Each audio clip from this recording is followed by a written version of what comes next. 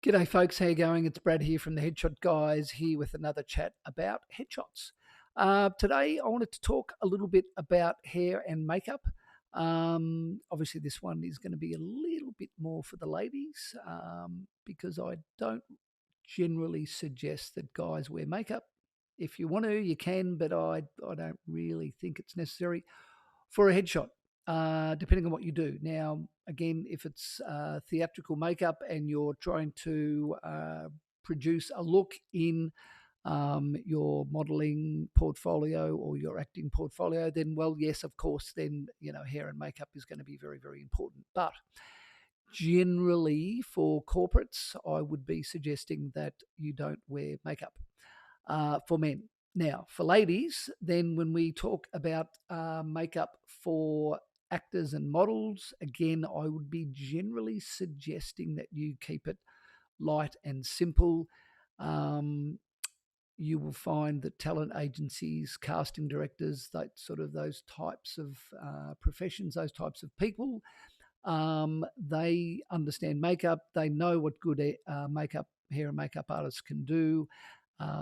You don't need to show off how clever your makeup artist is.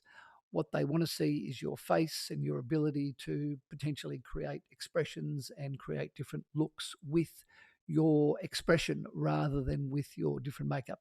Again, yes, more experienced models and actresses might be trying to achieve a particular look. And yes, again, in those circumstances, you potentially could engage a makeup artist, and your makeup might be a little bit heavier if you are trying to, again, produce a particular look for a theme or an idea.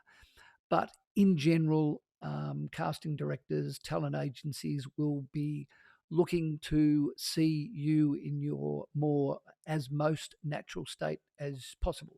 Doesn't mean you can't wear any makeup, it just means you want to keep it a bit light.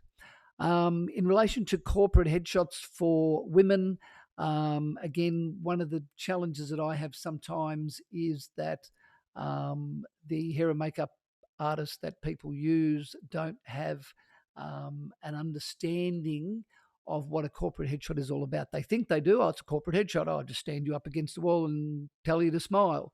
That's not what I do. So if people are getting their hair and makeup done to come in to have my particular brand of headshots taken, well, then I generally prefer a different sort of a look. Now, it still has to look like you, obviously, but I just don't like the overset look, the very coiffed look. I want my subjects, my clients, to generally look like they could do 10 minutes of work if it presented itself. In relation to, so that's probably more so for the hair. Now, the other thing I like to say about hair is I like hair off your face. Yeah. Some women come in and their hair's like this. And if that's your normal hairstyle, that's okay. But if it looks like this, to me, it shows a lack of confidence. Confident women generally have their hair back off their face. They're happy to say, this is me, this is how I look, cop me as I am. So we want to exude confidence. We don't want you hiding behind your hair. So we're lucky to see your face because you've got so much hair all over it. So just be a little bit careful with, this is certainly directed at hairstylists if you're doing somebody's hair for a corporate headshot. And certainly my subjects, my clients, just don't be scared to get that hair a little bit back off your face if you possibly can. Okay, in relation to makeup, I have a wonderful makeup artist here on the Gold Coast. She lives in Robina, called Julianne Edwards. She has her own website, julianneedwards.com.au, I believe it is. So, yeah, she's wonderful, but she didn't start getting my work or start getting my recommendations until she'd been in here herself and had her headshots done. I wanted her to understand what I'm trying to achieve. I'm a little bit different to most headshot photographers who will ideally stand you up against a wall and tell you to smile. I don't do that.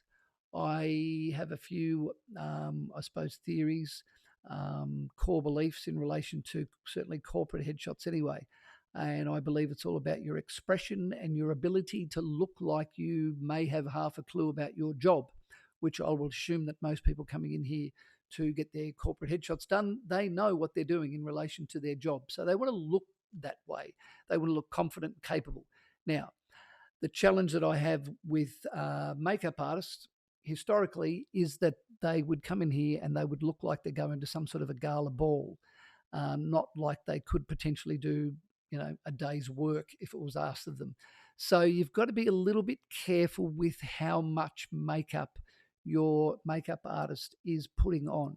Now, obviously, I love Julianne, and she has understood my concept and has worked with that concept for a long time now, a number of years. Hence the reason I keep sending people to her. So she understands that, yes, okay, for a corporate headshot, you want to look like you're really good at your job, and it should be your makeup should be emphasizing that ability, not like I said, smoky eyes and all those types of that glamorous look. It's not a glamour portrait shoot. It's a corporate headshot. So there's a few things to consider there when you're thinking about your corporate headshot makeup. Just keep it a little bit more simple. As a guide, if people ask me how much makeup should I wear, I would generally say wear the same makeup you would wear if you were going to a job interview or a big meeting with a potential client or with a client. So generally less is more. Now, at the end of the day, if you don't like what you see on my screen after I've taken a few images, you can always add more.